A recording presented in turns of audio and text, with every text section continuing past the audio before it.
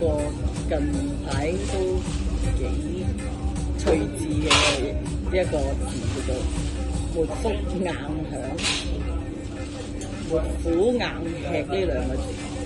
咁其實你哋對呢兩個字嘅睇法同埋解釋係咩咧？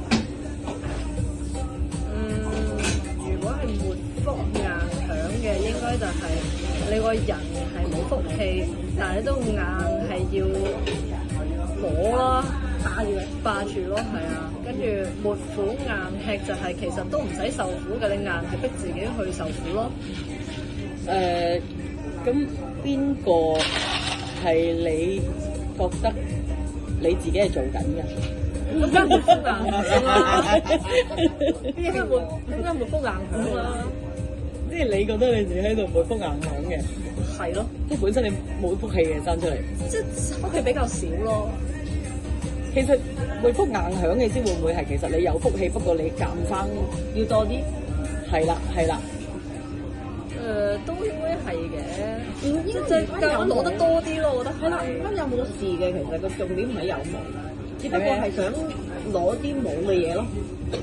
即係總唔知要坐住去坐多啲，要求多啲。咁要多啲咯，唔夠咯，你要多啲，但係唔代表你有得響嘅。你硬響個硬字，其實我想斟酌個硬字咯。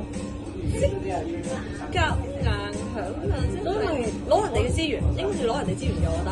即係夾硬攞人資源去響。我覺得攞資源，我覺得要攞人資源嘅。係。第二啲嘢嘅。咁即係你哋自己覺得自己係鑑生去謀人啲資源，然後想叫出謀聲咁難聽嘅，即係唔好謀聲。即係撬開人哋個褲袋或者衫袋，然後就喺人嗰度抄啲嘢出嚟俾自己着數，咁樣就係沒腹硬響，係咪咧？即係又唔係夾硬話要攞開人哋嘅褲袋嘅，即係咁啱咯。咁啱又咁啱又即係咁啱人嘅袋打開咗，咁啱個你又咁啱路過，你又咁啱拎出嚟。係啦，即係等於地下跌咗錢，咁啱我見到啲錢咁樣嗰啲咯。咁冇理由叫做沒腹硬響。你呢個就係因為你呢種咧就擺明就喺鏡頭前就講大話。係啦，唔啱喎，呢個有嘅。我上鏡就有啲驚。